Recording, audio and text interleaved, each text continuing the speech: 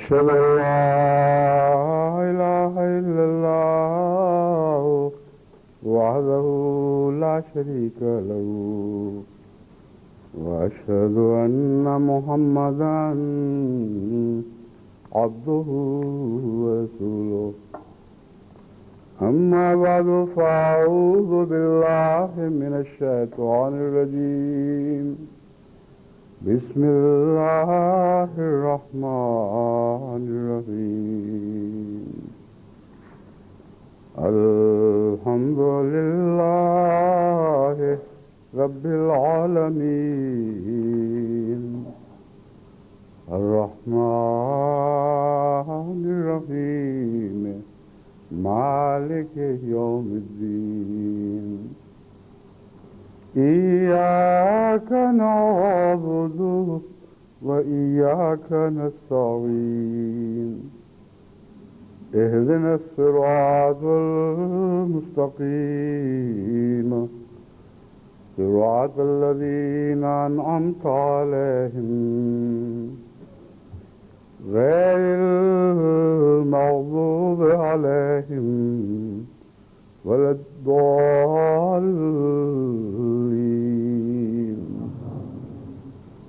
هو الله الذي لا إله إلا هو عالم الغيب والشهادة هو الرحمن الرحيم. آج کے مضمون سے پہلے جو صفات باری تعالیٰ سے ہی تعلق رکھتا ہے، بعض مختلف ممالک کی بعض خدام الاحمدیہ وغیرہ کی اجتماعی کلاسز ہیں، یعنی تربیتی کلاسز وغیرہ جاری ہیں، بعض جگہ جلسے ہو رہے ہیں. کیونکہ میں نے ایک دفعہ پہلے یہ ذکر کیا تھا کہ اب ہر مقام کی کلاس یا اجتماع سے متعلق تو میں اب مزید بیان نہیں کر سکتا، کیونکہ سارا خطبہ پھر اسی پہ صرف ہو جائے گا. لیکن جہاں تک توفیق ہے ممالک کا ذکر کر دیا کروں گا، تاکہ باب جماعت کے علم میں آئے کہ مختلف ممالک میں کیا تربیتی کلاس ہو رہی ہے یا اجلاس ہو رہا ہے، اور ان کو اپنی دعا میں یاد رکھیں. سب سے پہلے تو مجلس خدام الاحمدیہ پاکستان کی درخواست ہے کہ ان کی 39ویں سالانہ تربیت کلاس جاری ہے، جو 7 مئی یعنی پرسوں بروز اتوار تک جاری رہے گی. احباب جماعت سے درخواست کر دی جائے کہ سب اس کلاس کی کامیابی کے لیے دعا کریں. اس کلاس میں 39 اضلاع کی 170 مجالس کے 560 طلباء شامل ہیں. جماعت احمدیہ جاپان کا جلسہ سالانہ آج شروع ہو رہا ہے اور 3 دن جاری رہ کر 7 مئی کو اختتام پذیر ہوگا. جماعت احمدیہ ڈنمارک کا جلسہ سالانہ کل 6 مئی سے شروع ہو کر 2 دن جاری رہے گا اور 7 مئی بروز اتوار اختتام پذیر ہوگا. اللہ تعالیٰ یہ تمام اجتماعات مبارک فرمائے. اللہ کے خاطر اسی کے نام کے لیے اکٹھے ہونے والوں کو ہر لحاظ سے برکت دے اور ان کی نیتوں کو پاک رکھے، اور ان تمام اجتماعات کے نیک باقی رہنے والے اثر اور نتائج ظاہر فرمائے. یہ جو آیت میں نے تلاوت کی ہے، اس میں اللہ تعالیٰ فرماتا ہے هو اللہ الذی لا الہ الا هو، وہی اللہ ہے جس کے سوا اور کوئی معبود نہیں. عالم الغیب والشہادہ، وہ غیب کا علم رکھتا ہے اور شہادت کا علم رکھتا ہے. هو الرحمن الرحیم، وہ رحمان بھی ہے اور رحیم بھی. بعض دفعہ عجیب اللہ تعالیٰ کی طرف سے تصرفات ہوتے ہیں. حضرت اقدس مسیح موعود علیہ السلام کے صفات باری تعالیٰ سے متعلق جو مختلف آپ کے ارشادات ہیں، ان کے پیش نظر میرا آج ارادہ تھا کہ جن صفات پر خصوصیت سے روشنی ڈالی جائے ان میں ایک یہ بھی ہو. اور ابھی چند دن پہلے مجھے ربوہ سے خط ملا کہ آپ کا ایک بہت پرانا خط میں نے دیکھا ہے، اس میں آپ نے وعدہ کیا تھا کہ کبھی وقت ملا تو عالم الغیب و شہادہ کے مضمون پر روشنی ڈالوں گا، کیونکہ اس کا انسانی زندگی سے روزمرہ کے معاملات میں بڑا گہرا تعلق ہے۔ تو چونکہ پہلے ہی ذہن میں یہ بات تھی تو اس خط سے یہ دل میں خیال پیدا ہوا کہ جو کچھ بھی ہم کر رہے ہیں اللہ تعالیٰ کے ہاں ایک تقدیر کے ذریعے جاری ہوا ہے، اور وقت کی ایک ضرورت پوری ہو رہی ہے، اور اس طرح اللہ تعالیٰ تائید فرماتا ہے ایک دوسرے کے ذریعے، تاکہ دل میں یقین بھر جائے کہ یہ اتفاقی حادثات نہیں بلکہ خدا کی تقدیر کا ایک باب کھل رہا ہے۔ عالم الغیب و شہادہ سے متعلق جو کچھ باتیں میں پہلے کہہ چکا ہوں، کچھ آج بیان کروں گا،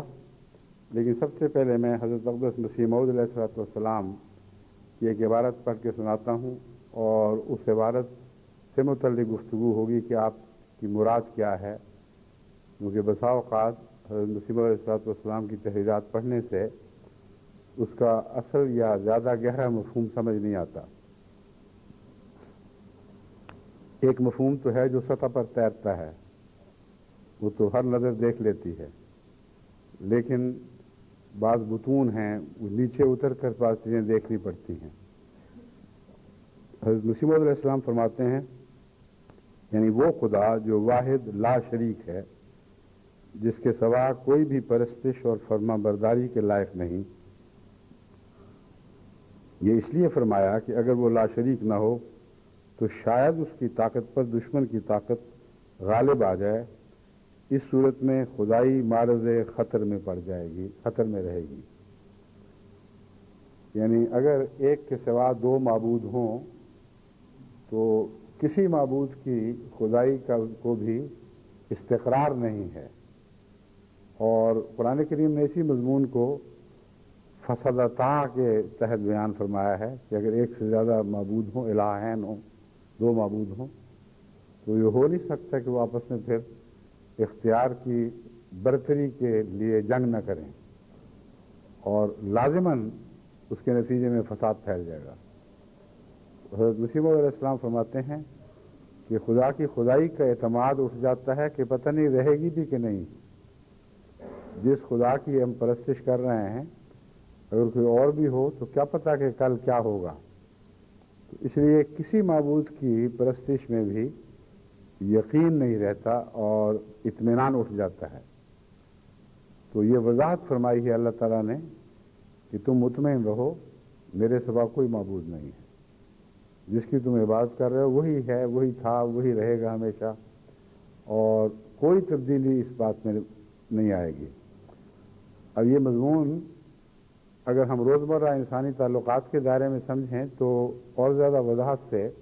اس کی اہمیت سمجھ آ جاتی ہے۔ ایسے ممالک جہاں آئے دن حکومتیں بدلتی رہتی ہیں، وہاں کی سول سروس کے لیے بڑی مصیبت ہوتی ہے۔ آج اس کی پرستش کریں تو کل دوسرے کی کرنی پڑے گی، اس کی نہ کریں، کسی کی نہ کریں اور وہ کل آ جائے طاقت میں تو وہ اپنے انتقام لے گا۔ غرضی کہ جہاں بالا نظام میں افراتفری ہو وہاں ماتحت نظام نیچے تک افراتفری کا شکار ہو جاتا ہے، اور بدامنی جو ہے وہ ہر سطح پر اوپر سے چل کر آخری نچلی سطح تک ظاہر ہوتی ہے، اور جگہ جگہ اس طرح آپس میں اختلافات کی دراڑیں پڑ جاتی ہیں، ساری سوسائٹی درم برم ہو جاتی ہے۔ تو حضرت مسیح موعود علیہ السلام نے یہی مضمون توحید کی برکت کے تعلق میں بیان فرمایا ہے، اور مومن کے لیے استقامت کا بہت بڑا اس میں پیغام ہے۔ اگر یہ یقین ہو کہ یہی ذات ہے جو پہلے بھی معبود تھی، آج بھی اور کل بھی رہے گی،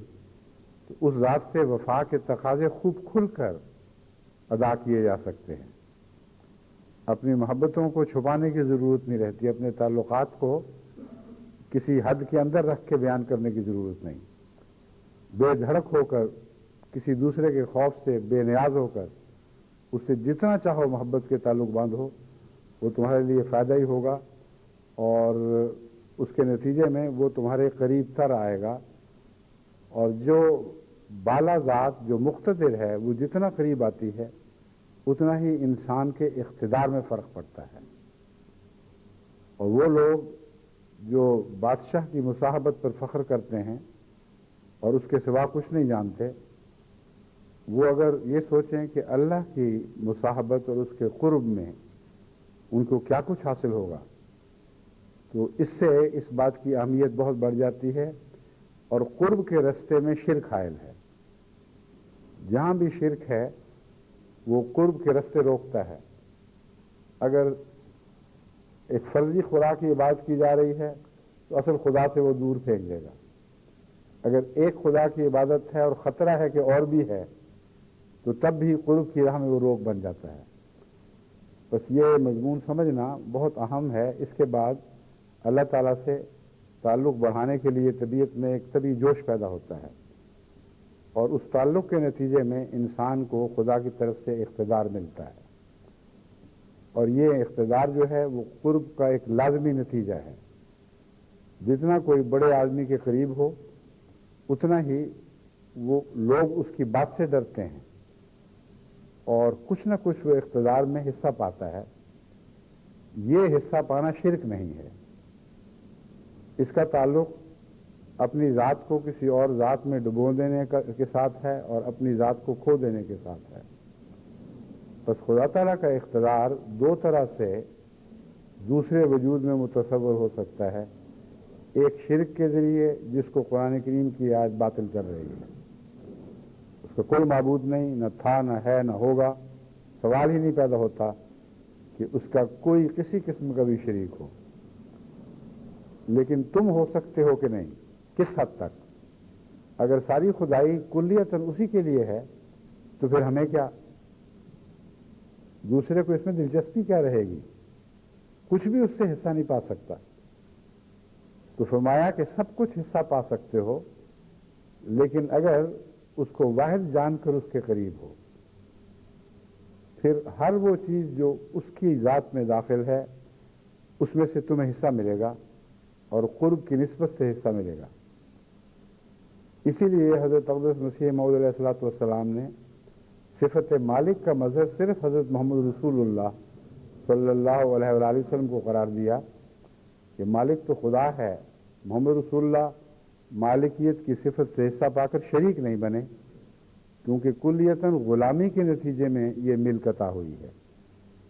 اور غلامی کے انتہا کے نتیجے میں ہی یہ ملک عطا ہوئی ہے۔ بس غلامی اور شرک دو اکٹھی نہیں ہو سکتی، دو چیزیں۔ ہر وہ درجہ جو کامل غلامی سے ملتا ہے اس پر شرک کا شبہ کرنا ہی حماقت ہے۔ اس پہلو سے ہی حضرت مسیح موعود علیہ الصلوۃ والسلام کی ذات کو سمجھیں تو یہ جو دشمن بولتے ہیں ان کی باتوں کی کچھ بھی اہمیت باقی نہیں رہتی کہ دیکھو جی تم نے محمد رسول اللہ کا ایک شریک بنا لیا۔ شریک کیسے ہو سکتا ہے اگر ہر دوسرے وجود سے تعلق کاٹ کر محمد رسول اللہ سے قائم کر لیا جائے انسانوں میں سے، اور کامل اطاعت کا تعلق ہو یہاں تک کہ اپنی ذات کو مٹا دیا جائے۔ پھر محمد رسول اللہ نے اگر اسی مالک سے تعلق باندھا تھا جو قادر مطلق ہے اور واحد و یگانہ ہے، اور اس کی ملکیت سے حصہ پایا تھا، تو پھر کیا آپ نے شرک کیا، یا خدا نے شرک کرنے دیا، یا وہ جو یہ بات مانتے ہیں وہ مشرک ہو گئے؟ اگر حضرت محمد رسول اللہ کو اللہ تعالیٰ نے اپنے قرب کے نتیجے میں اپنے فیض سے حصہ دیا، تو حضرت مسیح موعود علیہ السلام کا یا کسی اور کا محمد رسول اللہ کے قرب سے فیض نہ پانا بہت بڑا ظلم ہے، اور آن حضرت صلی اللہ علیہ وآلہ وسلم کی گستاخی ہے۔ اور اصل حد کی عزت اس بات میں ہے کہ عجیب رسول ہے کہ اللہ سے تو سب کچھ پا لیا جو واحد و لا شریک ہے، لیکن بشر ہوتے ہوئے جو پایا اس کو اپنے لیے سمیٹ کر بیٹھ گئے، اور جس نے آپ سے وہ سلوک کیا جو آپ نے خدا سے کیا، جس نے آپ سے وہ تعلق باندھا جو آپ نے خدا سے باندھا، اس کو اس تعلق کی وہ جزا نہیں دی۔ یہ ہو نہیں سکتا۔ بس حضرت مسیح موعود علیہ السلام کے متعلق جو بکواس کی جاتی ہے کہ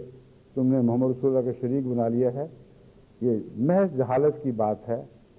اس مضمون کو یعنی خدا کی وحدت کی حقیقت کو سمجھنے کے بعد اور اس مضمون کو سمجھنے کے بعد کہ غیر میں اس کا کوئی شریک نہیں، اپنے فیض سے وہ اپنے غلاموں کو ضرور فیضیات فرماتا ہے اور مالا مال فرماتا ہے، یہ جھگڑا ہی پھر اٹھ جاتا ہے شریک و غیر شریک کا۔ یہ ماننا پڑتا ہے صرف کہ وہ ہے، میں چیز کیا ہوں، بس فیصلہ یہی ہے۔ سب ہم نے اس سے پایا، شاہد ہے تو خدایا۔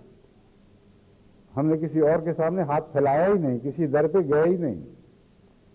اور اے خدا سب سے زیادہ تو گواہ ہے اس بات پر۔ جب یہ ہو گیا تو پھر وہ ہے، میں چیز کیا ہوں، بس فیصلہ یہی ہے، میری کوئی حیثیت نہیں رہی، وہی ہے محمد رسول اللہ۔ تو اس مضمون کو جو ہم اللہ کے حوالے سے محمد رسول اللہ کا مقام سمجھتے ہیں، اسی حوالے سے حضرت محمد رسول اللہ صلی اللہ علیہ وآلہ وسلم کے غلاموں اور اقربا کا غلام سمجھا جا سکتا ہے، کا مقام سمجھا جا سکتا ہے۔ دوسری بات ہے عالم الغیب والشہادہ۔ حضرت مسیح موعود علیہ السلام فرماتے ہیں، ہاں اس میں کچھ اور بھی باتیں ہیں، پہلے فرمایا کہ اس کے سوا کوئی پرستش کے لائق نہیں۔ اس کا مطلب یہ ہے، اس سے مطلب یہ ہے کہ وہ ایسا کامل خدا ہے جس کی صفات اور خوبیاں اور کمالات ایسے اعلیٰ اور بلند ہیں کہ اگر موجودات میں بوجہ صفات کاملہ کے ایک خدا انتخاب کرنا چاہیں یا دل میں عمدہ سے عمدہ اور اعلیٰ سے اعلیٰ خدا کی صفات فرض کر لیں تو وہ سب سے اعلیٰ، جس سے بڑھ کر کوئی اعلیٰ نہیں ہو سکتا، وہی خدا ہے جس کی پرستش میں ادنا کو شریک کرنا ظلم ہے۔ یہ جو مضمون ہے کہ خدا تعالیٰ کی صفات جو انسان زیادہ سے زیادہ تصور کر سکتا ہے پرفیکشن کا، یعنی کامل ہونے کا، تمام اللہ تعالیٰ کی صفات انسانی تصور سے کی پرفیکشن سے بھی اوپر ہیں، اس سمت میں، مگر اس سے بھی بالا۔ اس ضمن میں بعض جو دنیا کے فلسفی غور کرتے ہیں صفات کاملہ پر، ان کی جو پہنچ ہے حضرت مسیح موعود علیہ السلام اس سے اوپر کی بات کر رہے ہیں۔ جو مغرب کے فلسفیوں کا بابا آدم سمجھا جاتا ہے، ڈیسکارٹ، اس نے خدا کی ہستی کی یہ ایک دلیل قائم کی، وہ سمجھتا ہے کہ یہ سب سے مضبوط دلیل ہے کہ امپرفیکٹ، جو نامکمل ہو خود، وہ پرفیکٹ ذات کا تصور باندھ ہی نہیں سکتا، اس کو پرفیکٹ کا خیال ہی نہیں آ سکتا۔ تو اس لیے انسان جو کہ کامل نہیں ہے، اس نے جو ایک کامل خدا کا تصور پیش کیا ہے، یہ اس کی ذات کی پیداوار نہیں ہو سکتی، یہ اوپر سے اترا ہوگا۔ لیکن جس تصور کو وہ کامل سمجھ رہا ہے، وہ حقیقت میں عیسائی خدا کے تصور کے حوالے سے بات کرتا ہے، یا جو خدا کا تصور بھی اس زمانے میں ڈیسکارٹ کو کی دسترس میں تھا، اسی کی بات کر رہا ہے، حالانکہ وہ تصور نامکمل تھا، لیکن اس کو فلسفیانہ طور پر کامل سمجھتے ہوئے وہ یہ نتیجہ نکالتا ہے کہ ایک غیر کامل چیز کامل تصور کو دل میں لا ہی نہیں سکتی، کیونکہ اس کا روزمرہ کا تجربہ اسے کہیں بھی کمال سے آشنا نہیں کرتا، اور جب اس کی ڈکشنری میں لفظ کمال نہیں ہے کیونکہ اپنے تجربے میں اس نے کہیں کمال نہیں دیکھا، تو معلوم ہوتا ہے یہ باہر سے اترا ہوا ایک مضمون ہے اور کامل ذات ہی نے اس کے دل میں پیدا کیا ہے۔ حضرت مسیح موعود علیہ السلام جو بات فرما رہے ہیں وہ یہ ہے کہ کامل کا جو تصور انسان باندھ سکتا ہے، اس تصور سے بھی بالا اس مضمون میں لامتناہی طور پر جو کمال ابھرتے چلے جائیں گے وہ سب اللہ کے ہیں، اور اس پہلو سے عالم الغیب والشہادہ کا ایک اور مضمون سمجھ آ جاتا ہے جو اس کے بعد آئے گا۔ حضرت مسیح موعود علیہ السلام فرماتے ہیں کہ یہ جو فرمایا کہ عالم الغیب ہے، کہ وہ غیب کو جانتا ہے، اس کا ایک ایسا اس میں ایک ایسی معرفت کا نقطہ بیان فرمایا ہے جو اس سے پہلے کبھی خدا کے اسماء پر غور کرنے والے نے نہیں لکھا. آپ فرماتے ہیں یعنی اپنی ذات کو آپ ہی جانتا ہے، جس کا مطلب یہ ہے کہ وہ اس کے تصور کے کمال کے سب کنارے انسانی دسترس سے باہر پڑے ہوئے ہیں. وہ جو پہلی بات تھی اس کا دراصل اس بات سے گہرا تعلق ہے. کمال کا جو تصور آپ باندھتے چلے جائیں ایک مقام تک پہنچ کر وہ ٹھہرے گا، اس لیے کہ انسانی سوچ کامل ہو ہی نہیں سکتی، کیونکہ انسان خود ناکامل ہے اور خدا کی ذات اس سمت میں آگے نظروں سے غائب ہوتی ہوئی دکھائی دے گی. جیسے کہ بہت بلند اور عرفہ چیز ہے، اس کو آپ دیکھیں تو کچھ دیر تک دکھائی دیتی ہے، پھر وہ نظر سے غائب ہو جاتی ہے. حضرت مسیح موعود علیہ السلام نے جو شروع میں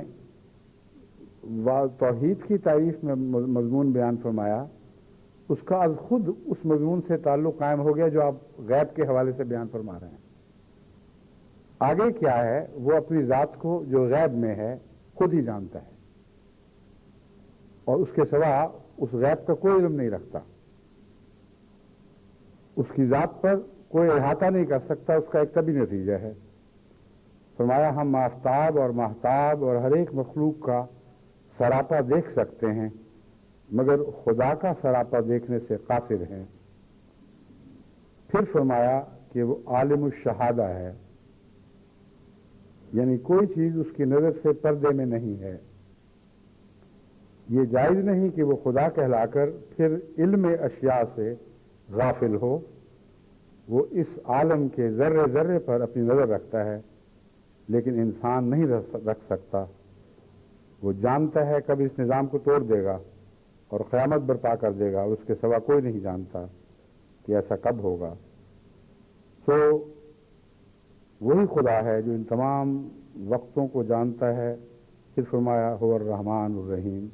وہ رحمان بھی ہے اور رحیم بھی.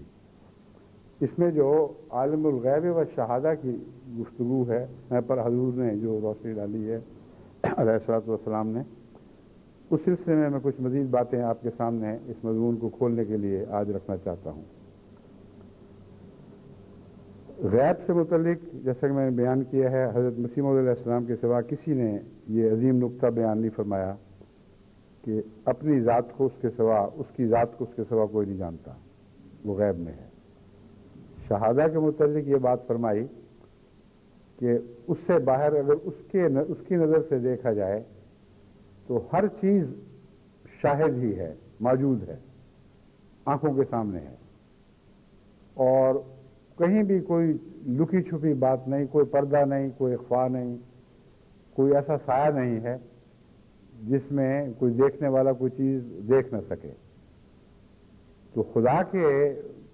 تناظر سے دیکھا جائے، جہاں خدا کے زاویہ سے دیکھا جائے ہر چیز شہادہ ہے، کوئی عالم اخفا ہے ہی نہیں. انسان کے زاویے سے دیکھیں تو سب سے پہلا اخفا خدا کی ذات کا ہے اور اس اخفا کا بھی اس کو علم ہے. یہ دو باتیں بڑی واضح ہو گئیں. لیکن جس کو انسان شہادہ سمجھتا ہے اس میں انسان حقیقت میں عالم شہادہ بھی نہیں ہے. اور چونکہ توحید کا مضمون بیان ہو رہا ہے اس لیے اس مضمون کا یہ مطلب ہے کہ عالم الغیب تو تم سمجھ لو کہ وہی ہے، لیکن شاید تمہیں یہ بات خیال سمجھنا آئے کہ عالم الشہادہ بھی وہی ہے، تم نہیں ہو. تمہیں وہم ہے کہ تم عالم الشہادہ ہو، اور عالم الغیب ہی عالم الشہادہ ہو سکتا ہے. یہ ایک ایسا گہرا منطقی نقطہ ہے، یہ فلسفیانہ نقطہ ہے کہ جس کو تعلق کو آپ سمجھیں تو پھر اس بات کی حقیقت سمجھ آئے گی. شہادہ دراصل سطح کے مطالعہ کو کہتے ہیں جو سامنے آ جائے، اور ہر سطح کے پیچھے کچھ چیزیں ہوتی ہیں، اسے غیب کہتے ہیں. اور اگر صرف سطحی مطالعہ پر بنا کی جائے تو جو نتیجہ نکلتا ہے ہو سکتا ہے اسی کے غیب میں اس کا اس کی غیب میں اس کا نقیض موجود ہو، یعنی جو آپ سطح پر دیکھ رہے ہیں اس نظر کو رد کرنے والی باتیں اس کے پیچھے مخفی ہوں۔ جو نتیجہ آپ سطحی نظر سے نکالتے ہیں ہو سکتا ہے اس کے پیچھے کچھ ایسی باتیں ہوں جو آپ کے سطحی نتیجے کو غلط قرار دے رہی ہوں۔ تو عالم الحق ہونے کے لیے محض عالم الشہادہ ہونا کافی نہیں، اور حقیقت میں عالم الشہادہ ہونے کے لیے عالم الغیب ہونا ضروری ہے۔ جو عالم الغیب نہیں ہے وہ عالم الشہادہ ہو ہی نہیں سکتا۔ اسی لیے اللہ تعالیٰ نے عالم الغیب سے بات شروع کی ہے، شہادہ سے نہیں کی۔ حالانکہ بظاہر یہ ترتیب دکھائی دیتی ہے کہ پہلے شہادت کی بات ہو جو پہلی منزل ہے، غیب کی باتیں تو بعد میں ہونی چاہیے۔ لیکن اگر آپ گہرائی میں اتر کے مضمون پر غور کریں تو یہی ترتیب درست ہے۔ کوئی دیکھنے والی آنکھ جب تک غیب کا علم نہ رکھتی ہو یا غیب کے علم جاننے کی صلاحیت نہ رکھتی ہو وہ عالم الشہادہ بھی نہیں ہے، اور انسان کو نسبتی طور پر یہ مقام عطا ہوتے ہیں۔ جو آدمی صاحب فراست ہے وہ ایک شخص کی ظاہری باتوں، ظاہری حرکتوں سے وہ نتیجہ نہیں نکالتا جو صاحب فراست نہیں ہے۔ ایک بھولا آدمی جو کچھ کہتا ٹھیک ہے جی اس نے کہا میں ایسا ہوں، ایسا ہی ہوگا، لیکن جو عالم الشہادہ حقیقت میں ہے اس کو ضرور کچھ نہ کچھ عالم الغیب ہونا پڑتا ہے۔ وہ اس کی اداؤں سے پیچھے اس کی چھپی ہوئی باتیں پہچانتا ہے۔ حضرت صلی اللہ علیہ وسلم کے متعلق اللہ تعالیٰ فرماتا ہے کہ ان کو لحن القول سے تو پہچانتا ہے، ان کے آثار سے، ان کے چہروں کے آثار سے تو جانتا ہے۔ اس لیے کہ آپ نے عالم الشہادہ عالم الغیب والشہادہ سے ایسا تعلق باندھا کہ اس سے حقیقت میں کچھ غیب کا علم حاصل کرنے کی صلاحیت بھی حاصل فرمائی۔ لیکن یہ وہ غیب نہیں ہے جس میں خدا اکیلا رہ جاتا ہے، اس کی توحید سے تعلق رکھتا ہے۔ یہ وہ غیب ہے جو خدا کے تعلق کے نتیجے میں انسان کی فراست کے چمکنے سے انسان کو بھی عطا ہوتا ہے۔ تو آپ اپنے معاملات میں دیکھ لیں، جس شخص کو غیب کے جاننے کی صلاحیت نہ ہو وہ کسی چیز میں حقیقت میں کامیاب نہیں ہو سکتا۔ ہر دنیا کی چیزوں سے دھوکہ دے سکتی ہے۔ نظر میں کوئی چیز اور آ رہی ہوتی ہے، حقیقت میں وہ چیز اور ہوتی ہے۔ کسی کی عبادات کو دیکھ کر آپ اسے نیک سمجھ لیں، کسی کی قسموں پر جا کر اس سے سودے کر بیٹھیں، کسی کے حلیہ داڑھی وغیرہ دیکھ کر کہیں کہ بہت متقی پارسا ہے۔ یہ سارے ایسے عالم الشہادہ کی باتیں ہیں جس کا غیب سے تعلق کٹ گیا ہے، اور اللہ جس کو غیب کا علم عطا نہ کرے اسے غیب کا علم عطا ہو نہیں سکتا۔ بس اس پہلو سے عالم غیب و شہادہ کی حقیقت معلوم کر کے سب سے اہم چیز غیب کا معلوم کرنا ہے، اور غیب کا علم ٹامکٹوئیوں سے حاصل نہیں ہو سکتا، محض عربے لگانے سے نہیں مل سکتا، ذائچوں سے نہیں حاصل ہو سکتا۔ صرف ایک طریق ہے کہ عالم الغیب سے تعلق پیدا ہو، اور عالم الغیب سے تعلق کے لیے انسان کا سچا ہونا ضروری ہے۔ عالم الغیب سے تعلق کے ذریعے دل کا تقویٰ ضروری ہے، اس کے بغیر عالم الغیب سے کوئی تعلق قائم ہو ہی نہیں سکتا، کیونکہ کسی چیز کو سمجھنے کے لیے جو انسان نظری سفر اختیار کرتا ہے، نظری سے مراد سوچ اور فکر کا جو سفر اختیار کرتا ہے، اس میں ہر قدم پر تقویٰ کی روشنی چاہیے، ورنہ ہر چیز غیب میں رہے گی۔ یہ تقویٰ ہے جو وہ روشنی مہیا کرتا ہے جس سے قریب کا غیب حاضر میں تبدیل ہوتا رہتا ہے۔ اس کی مثال ایسی ہے جیسے رات کو اندھیرے میں آپ سفر کریں، کسی ایک کے پاس ٹارچ ہو اور ایک کے پاس نہ ہو۔ جو ٹارچ کے ذریعے سفر کرنے والا ہے وہ اندھیرے میں بھی بہت تیزی سے سفر طے کرتا ہے، سب اندھیروں کے پردے اس کی آنکھیں نہیں پھاڑ سکتی، لیکن ایک حد تک اس ٹارچ کی روشنی سرایت کر جاتی ہے اندھیروں میں اور غیب کو حاضر میں تبدیل کر رہی ہوتی ہے۔ مگر جو بغیر کسی روشنی کے سفر کرتا ہے اس کے لیے اندھیروں میں دھکے کھانا اور گمراہ ہونا ہے، اس کے سوا اس کا کوئی نصیب نہیں۔ بس اللہ تعالیٰ نے تقویٰ کا مضمون شروع میں ہی اس حوالے سے باندھ کر پھر غیب کا ذکر فرمایا ہے۔ فرمایا ذالک الکتاب لا ریب فیہ ھدی للمتقین، یہ وہ کتاب ہے جس میں شک والی کوئی بات نہیں ہے، ہر بات سچی ہے، مگر ہدایت ان کے لیے ہے جن کے اندر تقویٰ کی روشنی ہے۔ اور تقویٰ کی تعریف آگے کرتے ہوئے سب سے پہلے اس کا تعلق غیب سے باندھا ہے۔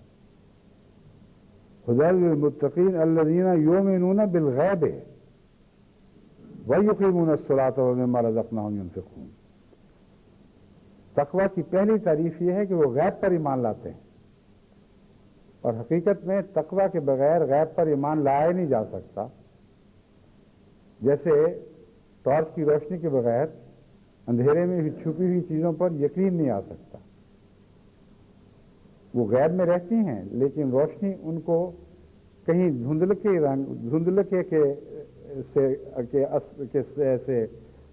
فضا میں، دھندلکے کی فضا میں، کچھ چھپی ہوئی کچھ ظاہر فضا میں اس کو آپ کو روشن کرتی ہے، اور جتنی روشنی تیز ہوگی اتنا ہی یقین بڑھتا چلا جائے گا۔ اور غیب کا مضمون تقویٰ سے اس لحاظ سے تعلق رکھتا ہے کہ قرآن کریم کا مطالعہ بھی اگر آپ کریں گے تقویٰ نہیں ہوگا، تو چونکہ آپ کا نور پھیکا ہے اس لیے قرآن کریم کے حقائق میں سے کچھ حقائق آپ کو ملے جلے، مشتبہ، دھندلے سے دکھائی دیں گے، اور غیب کا مضمون باقی رہے گا۔ جیسے رات کے وقت کا جو سفر ہے اس میں جو سڑک اور اس کے گرد و پیش آگے پیچھے کے جو حقائق ہیں وہ تو موجود ہیں، ان کو روشنی تبدیل تو نہیں کر سکتی، لیکن غیب میں ہیں، ان کو سمجھنے کے لیے روشنی کی ضرورت ہے، اور روشنی اگر زیادہ ہوگی تو غیب سے باہر نکل آئیں گے، اگر روشنی کم ہوگی تو دکھائی دینے کے باوجود غیب میں لپٹے رہیں گے، یعنی کچھ نہ کچھ شک کا اس پہ سایہ باقی رہتا ہے۔ میں نے ایک دفعہ شاید پہلے بھی آپ کو یہ قصہ سنایا تھا، واقعہ ہے اور کچھ لطیفے کا رنگ بھی رکھتا ہے، کہ ایک دفعہ قادیان میں پارٹیشن سے پہلے کا ذکر ہے کہ ہمارے کزن سید داؤد مظفر شاہ صاحب اور مسعود مبارک شاہ صاحب مرحوم، ان کے ایک دوست، یہ رات کو شہر سے دارالانوار کے لیے روانہ ہوئے، کیونکہ یہ دارالانوار میں رہا کرتے تھے۔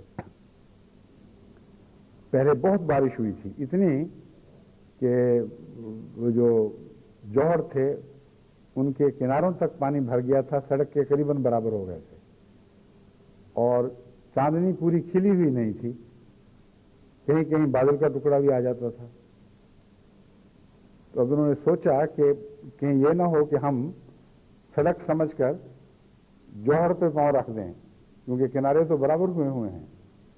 تو ان میں سے ایک آدمی جو ان کا دوست تھا وہ بہت چالاک مشہور تھا، بہت ہوشیار، تو اس نے کہا تو کوئی مشکل بات نہیں ہے، میں آپ کو ترکیب بتا دیتا ہوں۔ چلتے چلتے یہ باتیں ہو رہی تھیں اور ترکیب اس نے یہ بتائی کہ دھندلکے میں عموماً یہ ہوا کرتا ہے کہ جس کو آپ سڑک سمجھ رہے ہوتے ہیں وہ پانی ہوتا ہے، اور جس کو آپ پانی سمجھ رہے ہوتے ہیں وہ سڑک ہوتی ہے۔ جیسے یہ پانی لگ رہا ہے اور یہ کہہ کے وہاں قدم رکھا تو باقی آوازوں کی بلبلوں میں نکلی، پورا نیچے ڈوب گیا۔ تو یہ عالم غیب ہے جو روشنی کی کمی سے پیدا ہوتا ہے، دیکھنے میں نظر آ رہا ہے۔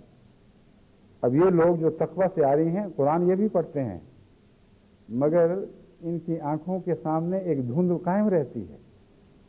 جس کو وہ پانی سمجھ کر قدم ڈالتے ہیں وہ سڑک نکلتا ہے، جس کو سڑک سمجھ کے قدم رکھتے ہیں وہ 5 دفعہ پانی نکلتا ہے۔ تو خدا تعالیٰ نے عالم الغیب و شہادہ کے مضمون کو آغاز ہی میں تقویٰ سے باندھ دیا ہے، اور فرمایا کہ اگر تم عالم الشہادہ، عالم الغیب سے حصہ پانا چاہتے ہو، کیونکہ عالم الغیب کے رستے سے گزر کر ہی علم شہادہ نصیب ہوگا.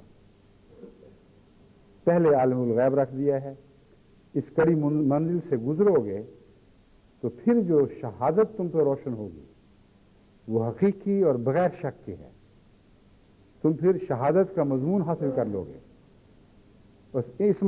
معنی میں حضرت صلی اللہ علیہ وآلہ وسلم کو تمام انبیاء پر قیامت کے دن شہید کے طور پر پیش کیا جائے گا. اب یہ دیکھیں قرآن کے مضامین کتنے مربوط ہیں اور اسماء باری تعالیٰ کے ساتھ ان کا گہرا تعلق ہے. کیوں آخر اللہ تعالیٰ نے تمام انبیاء کو اپنی اپنی قوموں کا شاہد اور شہید بنایا اور ان سب پر حضرت محمد رسول اللہ کو شہید بنا دیا؟ اس لیے کہ عالم الغیب سے جیسا تعلق حضرت محمد رسول اللہ کا تھا صلی اللہ علیہ وآلہ وسلم، ویسے کسی اور کو نصیب نہیں ہوا. اس لیے شہادت کا علم بھی آپ کو سب سے زیادہ تھا. جو دیکھتے تھے، جیسا سمجھتے تھے وہی نکلتا تھا. اس لیے کہ آپ کے ضمیر میں تقویٰ کی روشنی بڑی تھی، اور تقویٰ کے نتیجے میں جیسا کہ میں نے بیان کیا ہے عالم الشہادہ سے، عالم الغیب سے تعلق ہوتا ہے. اور اس کے نتیجے میں پھر ایک اور بات بھی مزید روشنی پیدا کرتی ہے، وہ عالم الشہادہ غیب کی طرف سے شہادت کے امور میں الہامی تعلیم، یعنی جو انسان اپنے نور سے براہ راست نہیں دیکھ سکتا اس کو پھر الہام روشن کرتا ہے. اور یہ جو مضمون ہے الہام کا، یہ حقیقت میں ہے ہی غیب سے شہادت میں حالات، واقعات کو، چیزوں کو تبدیل کرنے کا مضمون.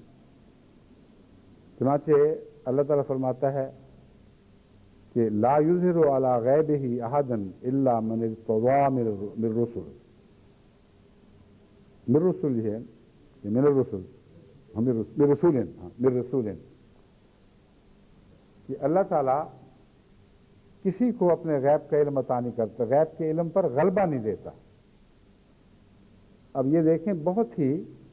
لطیف مضمون اور کیسے احتیاط سے لفظوں کا انتخاب ہوا ہے. لا یظہر علی غیبہ احدا، جس کا مطلب ہے غیب کا کچھ نہ کچھ علم غیر رسول بھی حاصل کرتے ہیں، اور کچھ نہ کچھ روشنی ہر انسان کو عطا ہوئی ہے کہ وہ غیب کے پردے پھاڑ کر کچھ اندازے لگاتا ہے. ایک سیاسی مبصر جب آئندہ کے حالات کے متعلق تبصرہ کرتا ہے تو یہ وہی مضمون ہے، مگر اسے اظہار غیب نہیں کہہ سکتے، اظہار علی الغیب نہیں کہہ سکتے.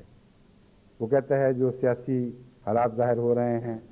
جو امکانات ہیں ان کے نتیجے میں، جو احتمالات ہیں، ان پر غور کر کے میں سمجھتا ہوں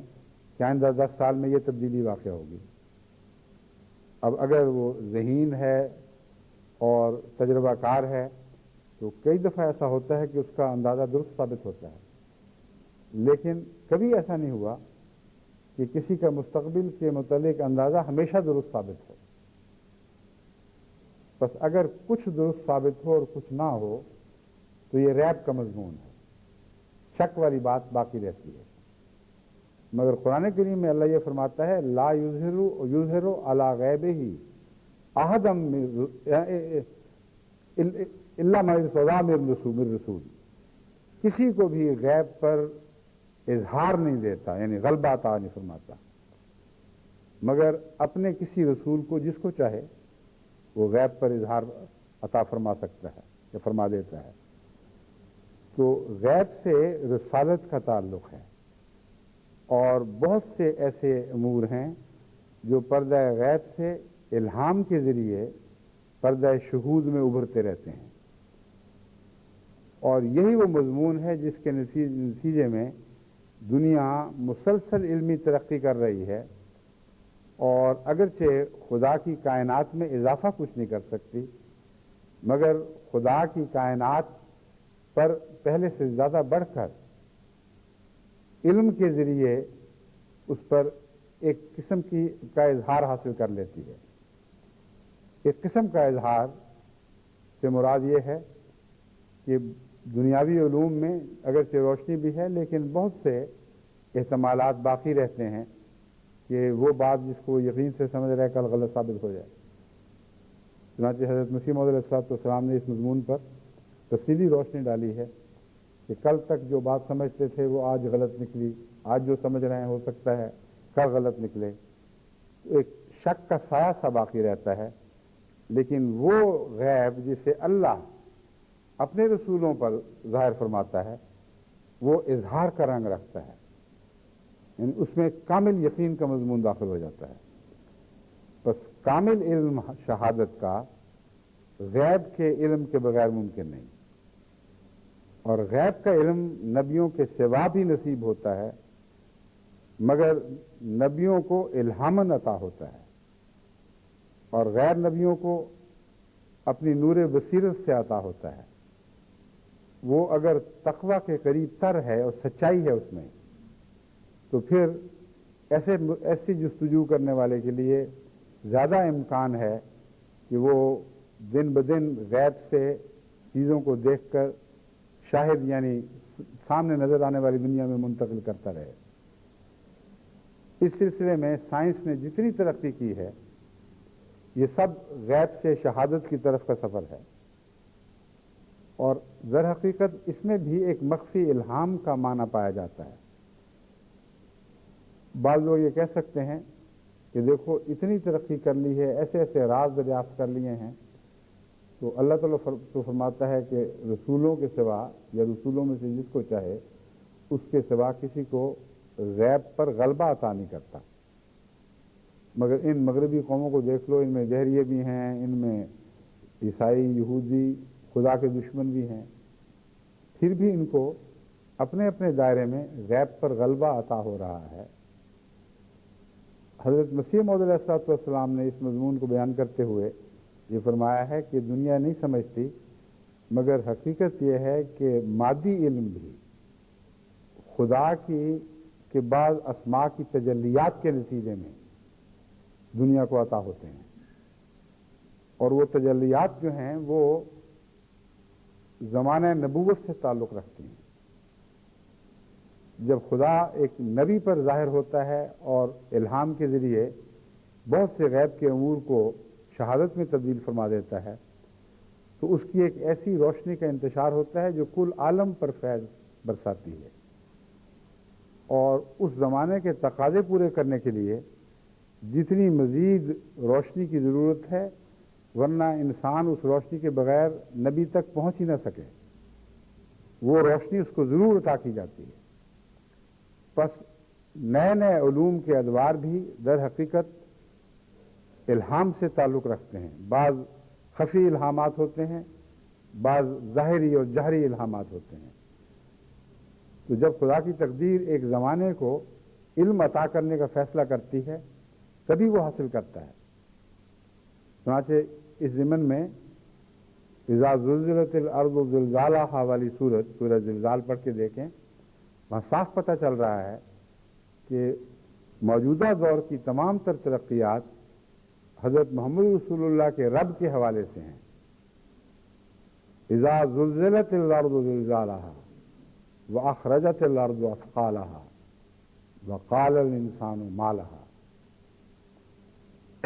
اس قدر زمین اپنے راز اچھالے گی اور اپنے بھاری راز باہر نکال دے گی کہ تعجب سے انسان دیکھے گا کہ اسے ہو کیا گیا ہے، یہ کیسا زمانہ آ گیا ہے۔ یومئذ تحدث اخبارہا، اس دن یہ زمین خود اپنی باتیں بتائے گی۔ کیوں بتائے گی؟ بِأَنَّ رَبَّكَ أَوْحَىٰ لَهَا، اس لیے کہ اے محمد تیرے رب نے اس پر وحی نازل فرمائی ہے کہ یہ باتیں نکالو اور دنیا کو بتاؤ۔ اب کوئی کہہ سکتا ہے کہ یہ محض قرآن کا ایک دعویٰ تھا، ورنہ ان لوگوں نے تو خود اپنے زور بازو سے سب کچھ حاصل کیا ہے۔ اس بات کی سچائی اس ثبوت کے طور پر کہ یہ دعویٰ نہیں تھا، ایک عالم الغیب اور عالم شہادہ خدا نے تقدیر کے طور پر جاری فرمایا۔ حضرت صلی اللہ علیہ وآلہ وسلم کو اس زمانے کے ظہور سے پہلے ان رازوں کی اطلاع دے دی جو اس زمانے میں رونما ہونے تھے۔ چنانچہ قرآن کریم کی وہ صورتیں جو اس زمانے میں آنے ہونے والے واقعات سے تعلق رکھتی ہیں، ان کو پڑھیں تو عقل ششدر رہ جاتی ہے کہ کیسے ممکن تھا کہ عرب کے ایک امی پر ایسے علوم ظاہر ہوں جس کو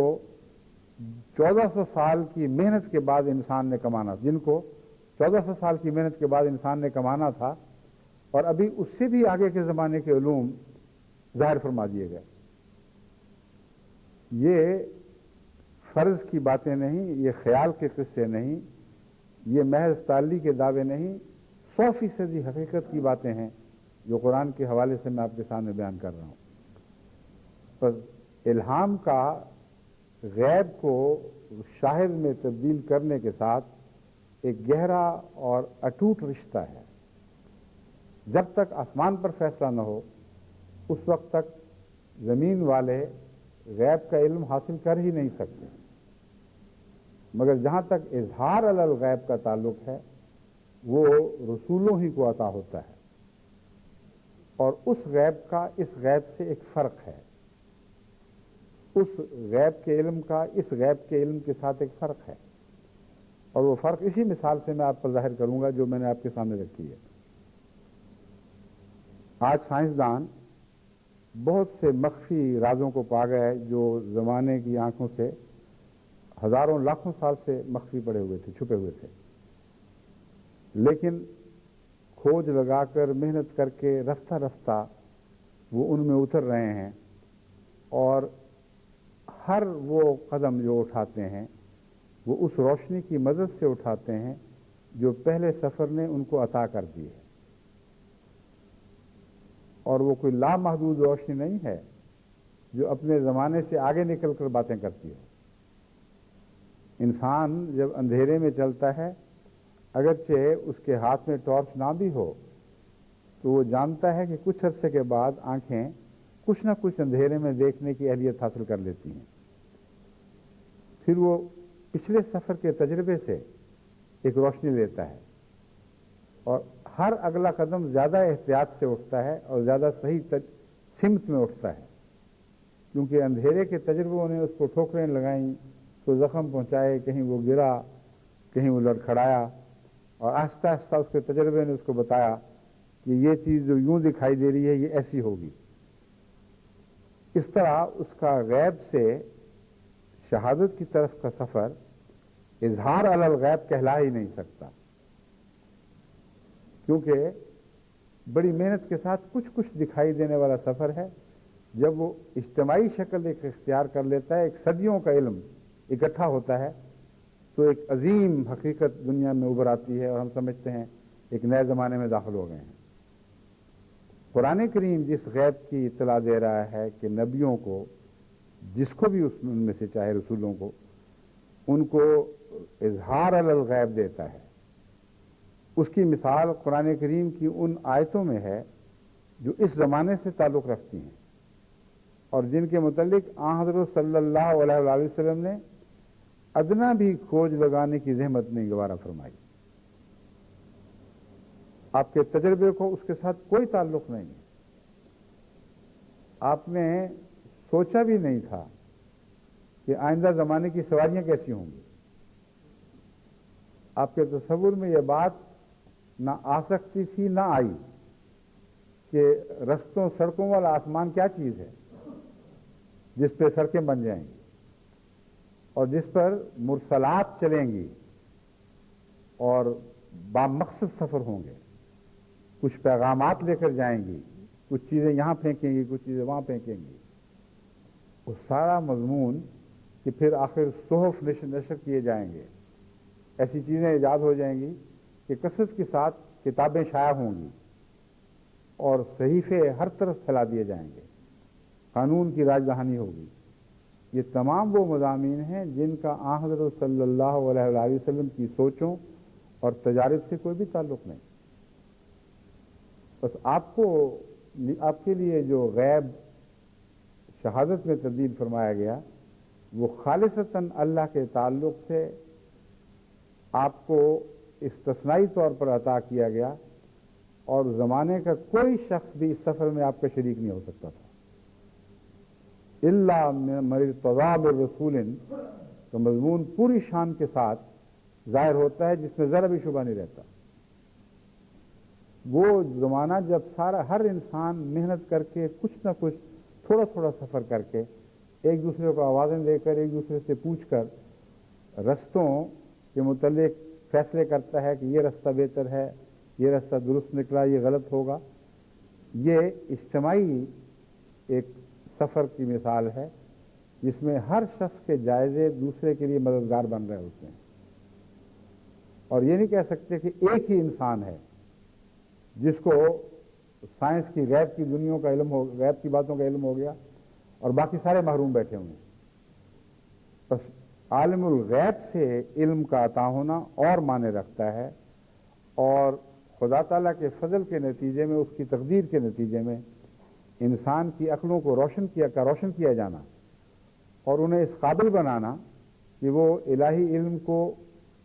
جو مخفی پڑا ہوا تھا کچھ بہتر رنگ میں سمجھ سکیں، اور ان علمی خزانوں کو جو دبے پڑے تھے ان پر نظر ڈال کے ان سے استفادہ کر سکیں. یہ ایک اور مضمون ہے، ان دونوں میں مماثلت کوئی نہیں ہے. جو 1400 سال پہلے کی خبریں رسول اللہ صلی اللہ علیہ وسلم کو عطا ہو گئیں وہ کس کسب سے تعلق رکھتی ہیں، کس سائنسی تحقیق سے تعلق رکھتی ہیں؟ کچھ بھی نہیں. سارا زمانہ محروم تھا، اور آپ کو بھی جب علم ہو رہا ہے تو ایسا علم ہو رہا ہے جس کو آپ کو ذاتی طور پر کچھ پتہ نہیں. اور جب بعض ایسی باتیں فرماتے ہیں علم الہی سے حاصل کر کے جو آپ بیان کرتے ہیں اور اس زمانے کے لوگوں کو کچھ سمجھ بھی آتی ہے، بہت سی باتیں تو سمجھ آئی نہیں رہی تھی ان کو، وہ سمجھتے پتہ نہیں کیا باتیں ہو رہی ہیں، شاید مرنے کے بعد کچھ اس قسم کی چیزیں ہوں، ہمارے علم کے مطابق تو یہ ممکن نہیں ہے. مثلا یہ خیال کہ دنیا میں طاقتور لوگ اور غریب کمزور لوگ زمین و آسمان کی حدوں سے تجاوز کرنے کی کوشش کریں گے، چھلانگیں لگا کر اس سے آگے جانے کی کوشش کریں گے. اب کون احمق ہے جو یہ سوچ سکتا ہے کہ حضرت محمد رسول اللہ صلی اللہ علیہ وسلم کے زمانے میں کوئی دنیا کا انسان یہ تصور بھی کر سکتا تھا کہ انسان جن کا ذکر ہے، معاشر الانس، جن کے متعلق تو اپنا غلط تصور پیش کر دیتے ہیں، اس لیے میں اس کو چھوڑ رہا ہوں، کہ معاشر الانس یہ تصور بھی باندھ سکتے ہیں تھے اس وقت کہ ہم زمین و آسمان کی اقطار سے باہر نکل جائیں گے. 2.5 فٹ کی چھلانگ مارتے تھے یا 3 فٹ کی یا 2 گز کی کر لیں، اس سے اوپر تو چھلانگ لگانے والا ہی آدمی نہیں پیدا ہوا تھا اس زمانے میں. اب کچھ معیار بڑے ہوئے ہیں لمبی پریکٹس اور مہارتوں کے نتیجے میں، تو وہ جس کی 6 فٹ کی چھلانگ ہو اس کے متعلق یہ دعویٰ کر دینا کہ وہ یہ سوچے گا اور غور کرے گا اور سنجیدگی سے یہ فیصلے کر رہا ہوگا کہ میں زمین و آسمان کی اقطار سے نکل کے باہر چلا جاؤں، تو پاگل کا بچہ ہی ہوگا جو یہ کہے کہ انسانی سوچ کی حد کے اندر یہ بات داخل تھی. بس وہ علم غیب جو حضرت محمد رسول اللہ صلی اللہ علیہ وآلہ وسلم کو عطا کیا جا رہا تھا اس میں کوئی شریک نہیں تھا. سارا زمانہ تلاش کر کے دیکھیں، محمد رسول اللہ کے سوا صلی اللہ علیہ وآلہ وسلم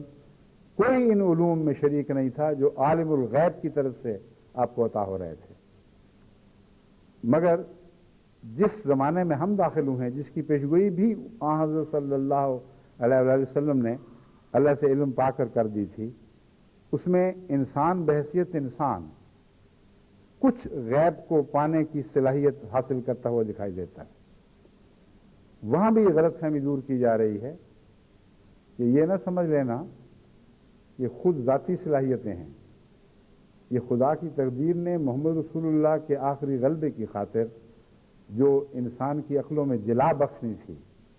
اور زمانے کی ضرورتیں پوری کرنے کے لیے جو نئی نئی ایجادات کی ضرورت تھی،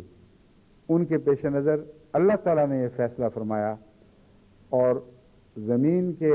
خزانوں کو حکم دیا کہ گویا وہ خود نکل کر سامنے آ جائیں. اور اس صلاحی تقدیر کے نتیجے میں پھر سائنسوں نے ترقی کی ہے. اس کے کچھ شواہد ایسے بھی ملتے ہیں جن کا الہام سے کچھ تعلق دکھائی دیتا ہے، یعنی انبیاء والا الہام تو نہیں مگر الہام سے ملتی جلتی کیفیات ہیں جو دکھائی دیتی ہیں. مثلا مشین سنگر مشین جو سلائی کی مشین ہے، اس کے موجد نے بہت غور کیا اور بہت سوچا کہ میں کیسے ایسی چیز ایجاد کروں کہ وہ دھاگا، ایک دھاگا وہ نیچے جا رہا ہو، دوسرا کوئی اوپر آ رہا ہو، اور وہ ٹانکے بھرتے چلے جائیں خود بخود، اور پھر کھلے نہ، پکے رہیں۔ ہر قسم کا تصور اس نے باندھا، لیکن ناکام ہو کر تھک گیا۔ پھر اس کو کشفن ایک نظارہ دکھائی دیا گیا واشیوں کے لڑنے کا، اور جس میں نیزے کا جو پھل تھا اس میں وہ آنکھ تھی جو سوئی کی آنکھ ہوتی ہے، اس کے پیچھے نہیں تھی۔ اس سے پہلے جو سوئی کا تصور انسان کے علم میں تھا، وہ سوئی کے نوک کے اوپر آنکھ نہیں تھی، پیچھے کی طرف آنکھ تھی، اور جو پیچھے آنکھ ہو اس کے ذریعے یہ خودکار مشین ایجاد ہو ہی نہیں سکتی تھی۔ اس نے جب کشفی نظارے میں یا رویا میں دیکھا کہ وہ جو واشی لڑ رہے ہیں ان کے نیزوں کے اندر آنکھ ہے، تو اچانک اس کو روشنی عطا ہوئی۔ اس نے کہا وہ مجھے بات سمجھ آ گئی، اگر مشین بنانی ہے تو پھل والے حصے میں آنکھ ڈالنی پڑے گی۔ اور آپ دیکھ لیں کہ جتنی بھی سوئیاں ہیں مشین کی، ان کے پھل کے اندر آنکھ ہوتی ہے۔ ایسے ایک واقعہ نہیں، ایسے بہت سے واقعات سائنسی تاریخ میں محفوظ ہیں قطعی شہادتوں کے ساتھ، کہ بسا اوقات انسان کو، یعنی ایک سائنسدان کو، ایک ایسے مرحلے پر آ کر جہاں عقل نے کام کرنا چھوڑ دیا، الہام نے راہ دکھائی یا رویا اور کشوف نے راہ دکھائی۔ بس چونکہ خدا فیصلہ کر چکا تھا، اس لیے یہ بھی ضروری تھا کہ جہاں عقل ٹھہر جائے وہاں اللہ انگلی پکڑ کے کہہ نہیں کچھ اور آگے چلو۔ اور بِأَنَّ رَبَّكَ أَوْحَىٰ لَهَا اس رنگ میں بھی پورا ہوتا دکھائی دیتا ہے کہ اللہ کی طرف سے واقعتاً وحی کے ذریعے بعض رہنمائیاں دکھائی دیتی ہیں، اور جب ان کا انسان مطالعہ کرتا ہے تو حیرت میں ڈوب جاتا ہے کہ کس طرح ان لوگوں کا، جن کا دین سے کوئی تعلق نہیں، ان کا کشف اور الہام کے ذریعے غیب کا علم حاصل کر لینا کیا معنی رکھتا ہے۔ یہ وہ معنی رکھتا ہے کہ دراصل محمد رسول اللہ کا غیب سے تعلق ہے، اور اللہ نے آپ کو جو غلبہ عطا کیا ہے غیب کر، اس غلبے کے طور پر ان سب کو غلام بنایا گیا ہے۔ ان ساری قوموں کو اس غلبے میں مددگار بنانے کے لیے اور وہ انقلاب پیدا کرنے کے لیے جو محمد رسول اللہ کی ذات سے وابستہ فرمایا گیا ہے، غیب سے کچھ حصہ ان کو ملا ہے، اور اس کے بغیر دنیا ترقی نہیں کر سکتی۔ بس عالم الغیب و شہادہ میں مرکزی بات یہ یاد رکھیں، اور اسی پر میں آج خطبے کو ختم کرتا ہوں کہ شہادت غیب سے وجود میں آتی ہے، شہادت سے غیب وجود میں نہیں آتا۔ ہر چیز تھی اور رہے گی، مگر جب تک انسان پیدا نہیں ہوا صرف اللہ کے علم میں تھی۔ جب تک ذی شعور چیزیں پیدا نہیں ہوئیں ہر چیز پردہ غیب میں تھی۔ اور شہادت پر غور کریں تو اس کے پیچھے اور غیب دکھائی دیتا ہے، اور جب تک پس پردہ غیب کا علم نہ ہو شہادت کا یقین نہیں رہتا، وہ غیب میں چلی جاتی ہے۔ تو تقویٰ ہی کی آنکھ ہے جو اس مضمون میں آپ کی رہنما بن سکتی ہے، خواہ وہ روحانی علوم کی جستجو کا سفر ہو یا مادی علوم کی جستجو کا سفر ہو۔ اس آیت کو ہمیشہ اپنے لیے نشان راہ بنا رکھیں، یہی ہے جو آپ کو منزل کی طرف لے کے جائے گی۔ ذالک الکتاب لا ریب فیہ ھدی للمتقین، صرف متقیوں کو ہدایت دے گی۔ متقی کون ہے؟ الذین یؤمنون بالغیب، جو غیب پر ایمان لاتے ہیں، کیونکہ غیب پر ایمان لائے بغیر غیب سے فائدہ نہیں اٹھا سکتے، اور ایمان لائے بغیر نہ ان کو عبادت کا ذوق پیدا ہوتا ہے، نہ عبادت کے لیے ہمت اور طاقت نصیب ہوتی ہے۔ الذین یؤمنون بالغیب ویقیمون الصلاۃ ومما رزقناہم ینفقون، اور پھر جو کچھ خدا نے انہیں دیا ہے وہ خرچ کرتے ہیں۔ اس کا بھی غیب سے تعلق ہے، کیونکہ ایک ماضی کا غیب ہے، ایک حاضر کا غیب ہے، ایک مستقبل کا غیب ہے۔ جو دانہ ایک انسان، ایک زمیندار زمین میں ملا دیتا ہے، مٹی میں ملا دیتا ہے، اس کو غیب پر یقین ہے تو یا ایمان ہے تو ڈالتا ہے، یقین نہیں ہے مگر ایمان ضرور ہے۔ ایمان ہے کہ ہاں ان دانوں میں سے اکثر یا کچھ نہ کچھ تو ضرور اگیں گے، اور اس کے نتیجے میں وہ زیادہ پا لیتا ہے۔ تو جن کا غیب خدا سے تعلق ہو وہ خدا کی راہ میں بے دھڑک خرچ کرتے ہیں، کیونکہ یہاں ان کا ایمان کامل ہوتا ہے، اور اپنے تجربے کی بنا پر وہ جانتے ہیں کہ اپنی راہ میں خرچ کرنے والوں کے رزق کو اللہ تعالیٰ کم نہیں کیا کرتا، ہمیشہ بڑھاتا رہتا ہے۔ بس اللہ تعالیٰ ہمیں اپنے عالم الغیب اور عالم الشہادہ ہونے کی حیثیت سے ہم پر اپنے فضل نازل فرمائے، اور اپنی ذات سے ہمیں تعلق جوڑنے میں آسانیاں مہیا فرمائے۔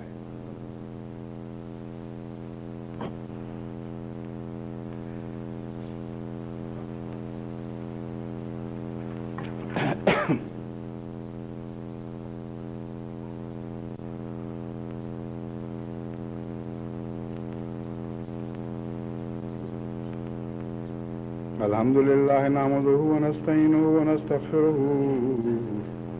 ونؤمن به ونتوكل عليه ونعوذ بالله من شرور أنفسنا ومن سيئات أعمالنا من يهده الله فلا مضل له ومن يضلله فلا هادي له ونشهد أن لا إله إلا الله وحده لا شريك له ونشهد أن محمدا عبده ورسوله عباد الله رحمكم الله إن الله يأمر بالعدل والإحسان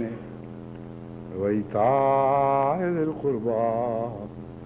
وينهى عن الفحشاء والمنكر والبغي يعظكم لعلكم تذكرون اذكروا الله يذكركم وادعوه يستجب لكم ولذكر الله أكبر